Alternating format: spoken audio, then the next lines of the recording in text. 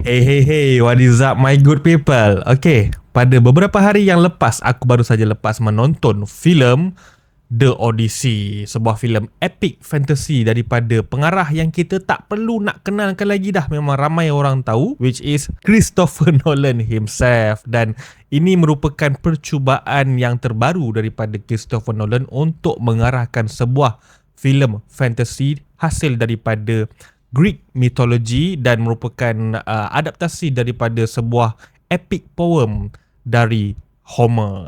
Dan kalau nak dijelaskan dengan lebih familiar lagi lah, filem ini dia ada berkait rapat dengan buku yang epic poem The Odyssey. Dan kalau tahu tentang Odyssey, dia ada berkait rapat juga dengan Trojan War. So kalau korang pernah tengok filem macam Helen of Troy ataupun filem Troy ataupun filem The Odyssey yang lain-lain yang sebelum ni, dia punya adaptation tu lebih kurang hampir sama saja dengan dia punya connection dia, cuma diubahkan dengan style dan cara macam mana apa yang Christopher Nolan pernah direct daripada filem-filem dia sebelum ni. Dan okay, The Odyssey ni, kepada kalau macam ada yang tak tahu, The Odyssey ni cerita tentang siapa? Okay, The Odyssey ni mengisahkan tentang Odysseus, seorang raja dari Ithaka ketika zaman kuno Greek dulu-dulu, waktu zaman swords and sandals, penuh dengan mitologi Greek yang penuh dengan monster, penuh dengan sihir, penuh dengan ahli sihir.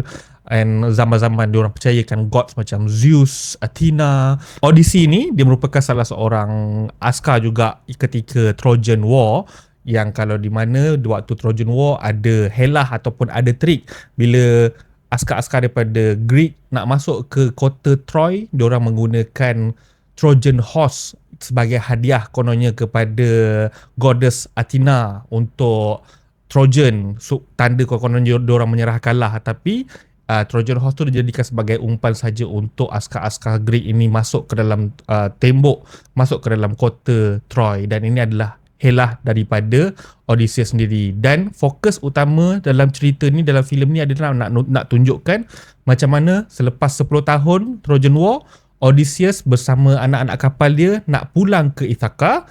Dan sepanjang perjalanan pulang tu, dia kena hadapi dengan macam-macam rintangan dan juga macam-macam monster yang ada.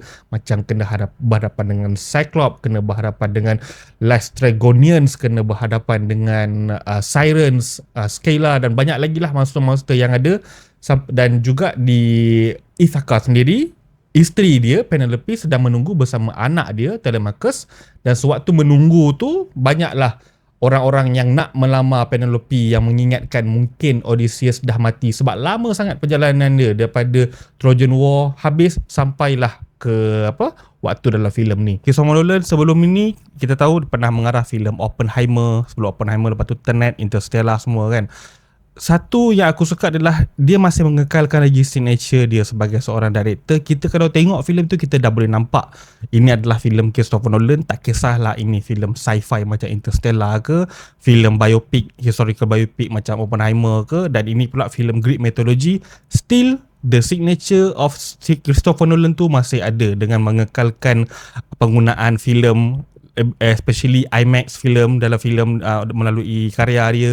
Lepas tu ada pula beberapa macam kalau kita tengok dalam filem ni pun, bila dia tunjukkan scene, dia punya perjalanan cerita tu tak berapa linear.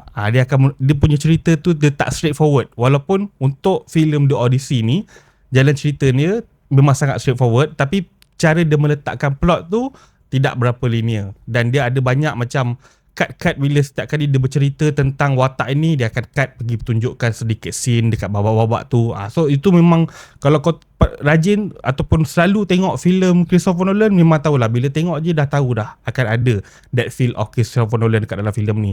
Dan walaupun dia bermain dengan monster, bermain dengan fantasy dan juga witchcraft dalam filem ni, tapi ia masih mengekalkan sisi-sisi ataupun elemen-elemen grounded dekat dalam filem dia, which is agak surprising bagi aku untuk filem Greek mythology macam ni. Sebab aku expect bila dia nak bikin filem tentang The Odyssey yang penuh dengan creature-creature dekat dalam filem ni, penuh dengan fantasy, I thought that benda-benda macam tu dia akan tunjukkan sebagai metafor tau. Dia akan tunjukkan sebagai macam something yang sangat-sangat real, sangat-sangat grounded. Tapi tak, dekat dalam filem ni dia masih mengekalkan lagi all that monster. Kita still dapat the literal Cyclops dekat dalam filem ni.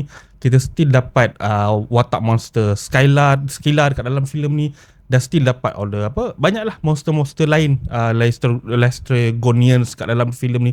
Tapi dia tunjukkan all these monster ni secara macam realistic.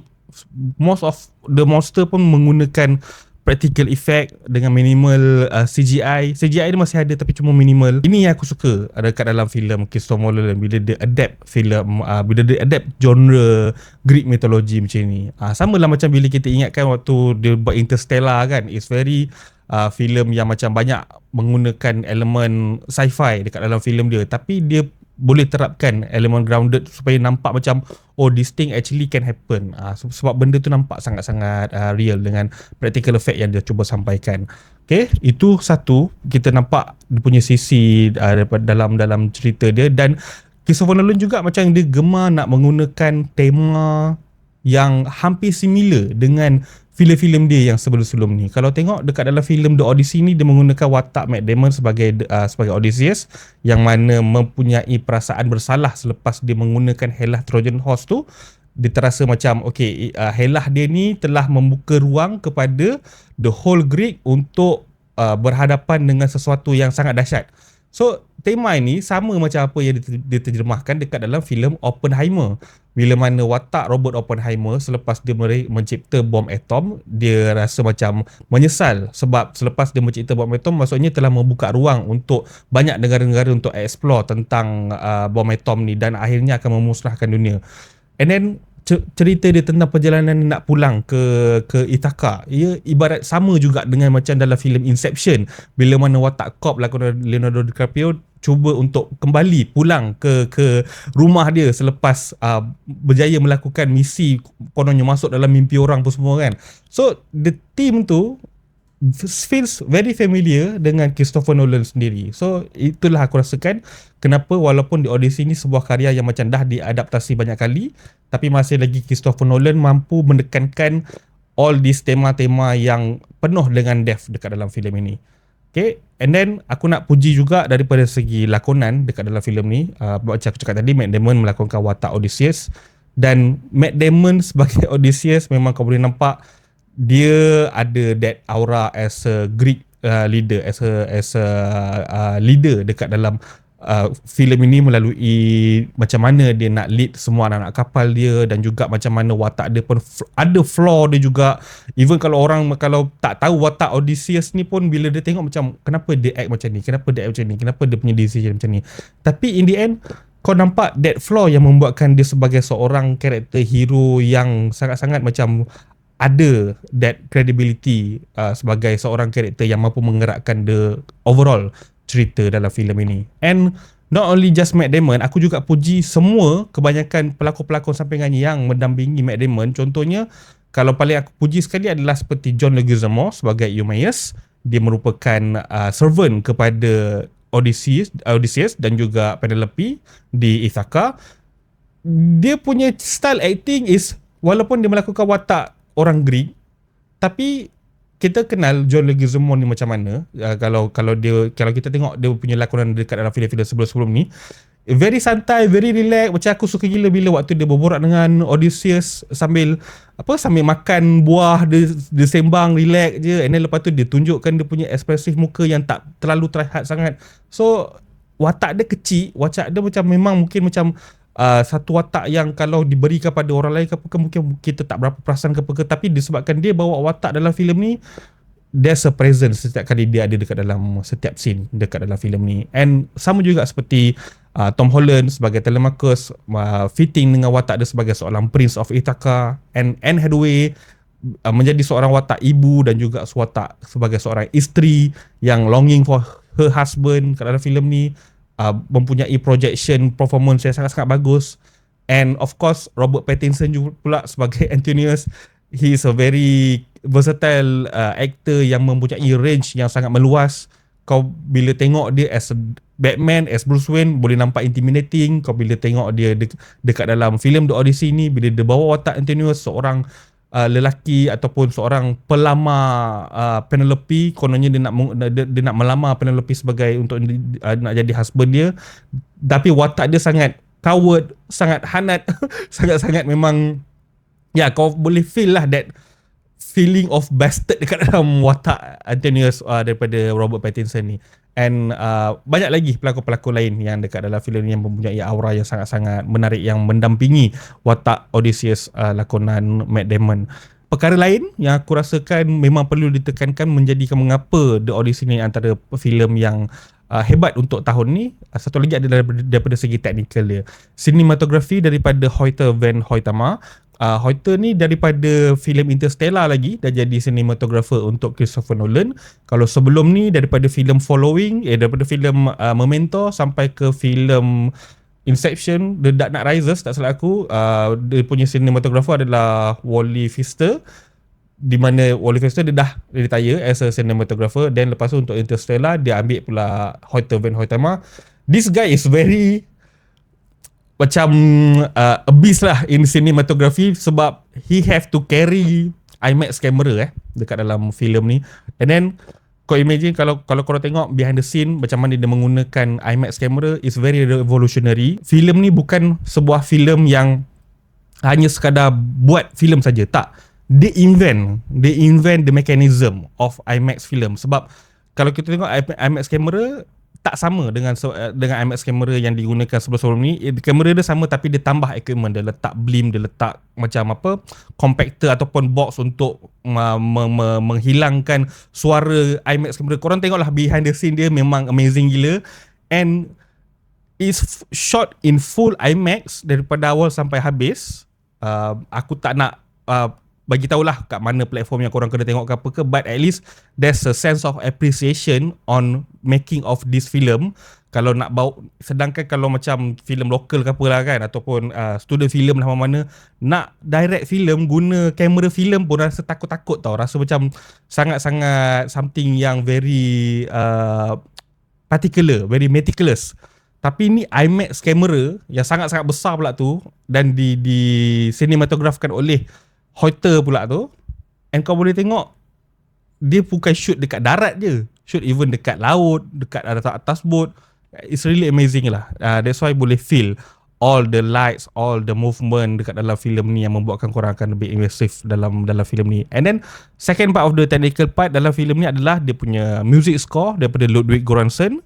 Ludwig Göransson pun pernah buat untuk filem Oppenheimer juga. Dia score music untuk Oppenheimer juga. And kalau nak tahu, Ludwig Göransson ni dia pernah buat music score untuk Black Panther, untuk Mandalorian and Grogu, dan juga untuk filem Sinners. So kadang-kadang aku faham orang macam tanya, kenapa tak gunakan Hans Zimmer? Kenapa tak guna Hans Zimmer? Macam contohnya Interstellar menggunakan Hans Zimmer kan. Tapi kalau korang dengar nama Ludwig Göransson ni yang pernah membuat music score untuk filem-filem hebat sebelum ni, this bukanlah nak kata this is the new Hans Zimmer ke apa ke. This is the music scorer this is the music composer yang korang tak boleh pejam sebelah mata je. Dia kalau dia ada buat music score untuk filem ni, memang very kau boleh rasa all the vibrations of the thunderous sound dekat dalam filem ni. Ludwig Göransson ni sendiri kalau nak compare dengan Hans Zimmer, dia menang sampai 3 kali Oscar compared dengan Hans Zimmer. So he's someone else lah. Dia memang something else lah dah Ludwig Göransson dekat dalam industri Hollywood ni. And memang aku looking forward dekat filem-filem yang mana-mana yang dia score music melalui filem tu. So yes, this is the overall perkara yang memang aku suka dekat dalam filem The Odyssey. Kenapa ini adalah sebuah epic fantasy yang korang tak boleh miss. Yes, aku boleh kata macam korang perlu tonton di IMAX kalau nak feel the immersion melalui filem ini. Tetapi ada juga orang yang berkata, kenapa kalau filem tu filem yang bagus, sepatutnya kau tengok dekat mana-mana platform pun bagus lah kan. Sama je. Actually kalau kau tengok dekat mana-mana platform, kau nak tengok kat handphone ke apa benda ke, as long kau faham dia jalan cerita, dah dapat. But kenapa orang suggest kat IMAX, kenapa orang suggest kat big screen? Sebab kau menonton filem bukan setakat kau menonton filem untuk tengok jalan cerita dia saja. Tapi untuk filem ni kau kena feel, kau kena rasa immerse, kau kena rasa apa yang pelakon ataupun apa yang watak-watak dalam tu rasa. So barulah the experience tu kau dapat the 360 experience. Kalau nak tengok semua orang pun boleh tengok. Tapi kalau ini filem yang keluar sekarang ni, pergilah tonton dekat wayang. Sebab aku tak tahu bila lagi yang korang akan dapat filem Greek mythology se-epic dan se-immerse macam ni. And hopefully lepas ni Christopher Nolan dia dah tackle macam-macam genre. Hopefully lepas ni mungkin the next 3 years dia boleh hasilkan filem horror genre pula. Sebab boleh nampak the horror genre dekat dalam filem ni pun ada. So kita dah dapat that tease a bit. So kalau dia fokus, embrace horror genre, aku rasa memang guna IMAX camera pula tu kan. So it's gonna be awesome lah. So yes, untuk filem The Odyssey ni aku boleh bagi rating sebanyak 10/10 bintang. Ya. Yeah.